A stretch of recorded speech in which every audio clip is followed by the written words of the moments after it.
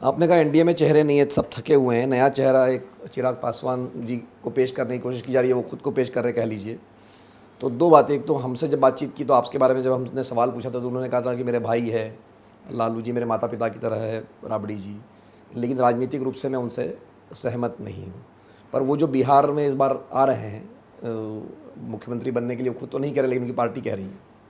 देखिए, हमारे बड़े भाई हैं और छोटे भाई होने के तौर पे हम उनको बार बार सलाह देते हैं, सबसे पहले शादी कीजिए। मेरे 2 बच्चे हो गए, अब तो शादी कर लीजिए चिराग जी। दूसरी बात, रामविलास जी के, स्वर्गीय रामविलास जी के बेटे हैं, सामाजिक न्याय और धर्मनिरपेक्षता में वो विश्वास करते हैं।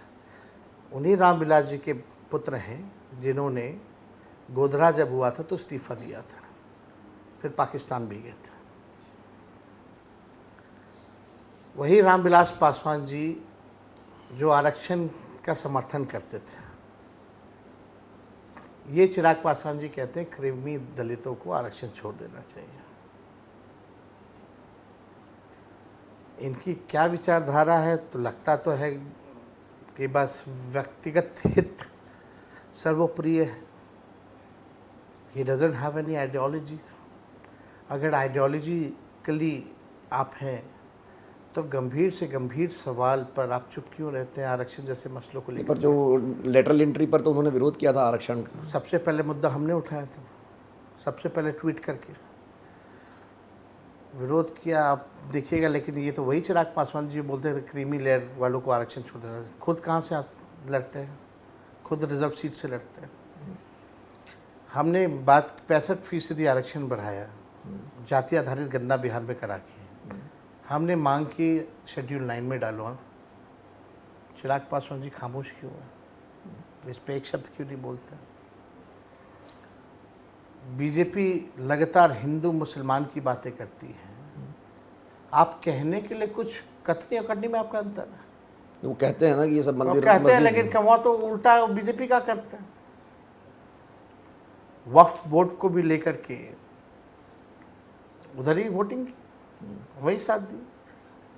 चेहरा कुछ दिखाना है कि आप भाई आइडियोलॉजिकली मान रहे हैं, लेकिन करनी आपका कुछ और है। तो लेकिन चिराग पासवान जी फूड प्रोसेसिंग के मंत्री हैं। बिहार में बहुत कम ही लोग जानते होंगे कि इसके मंत्री हैं, क्या चीज़ के मंत्री हैं। लेकिन अब तो हो गया साल भर से ज़्यादा, कौन सा फूड प्रोसेसिंग यूनिट यहाँ खोला है?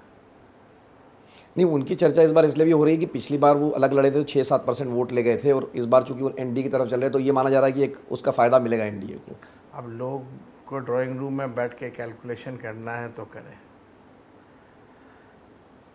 इस बार बिहार के लोग क्रांति लाने जा रहे हैं, ना सिर्फ नारों में बल्कि नतीजों में भी। पिछली बार जो नारा आपका चला था, जो रोज़गार वाली बात थी, बहुत युवाओं को आकर्षित भी किया, 10 लाख नौकरी वाला, इस बार वो क्या नारा होगा? इस बार किस चीज़ के लिए लोगों को आप यूनिवर्सली, मतलब जिसको आप जाति धर्म से अपील कर सकते हैं, वो क्या होगा? वो महिलाओं को पैसे देने वाली बात है, वो योजना होगी या कोई और बात? कि हम लोग तो कई चीज़ें ला रहे हैं, किसानों के लिए भी ला रहे हैं, मजदूरों के लिए भी ला रहे हैं, महिलाओं के लिए भी ला रहे हैं, बुजुर्गों के लिए भी ला रहे हैं, नौजवानों के लिए भी ला रहे हैं। हर जाति, हर वर्ग, हर धर्म के लोगों के लिए हम लोगों को काम करना है। हमको बिहार को अव्वल राज्य में लेके जाना है, चाहे पढ़ाई हो, दवाई हो, कमाई हो, सिंचाई हो, और ऐसी सरकार देना है जहाँ सुनवाई भी हो और कार्रवाई भी हो।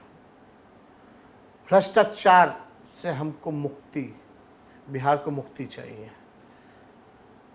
लोग परेशान हैं, बेरोजगारी से लोगों को मुक्ति चाहिए, गरीबी से लोगों को मुक्ति चाहिए।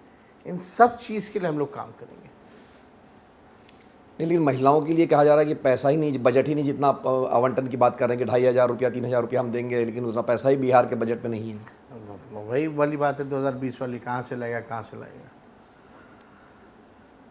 ये तो पेंशन वाले में भी बोल रहे थे कि कहाँ से आएगा पेंशन का पैसा, तो क्यों 1100 रुपया किया आपने भाई?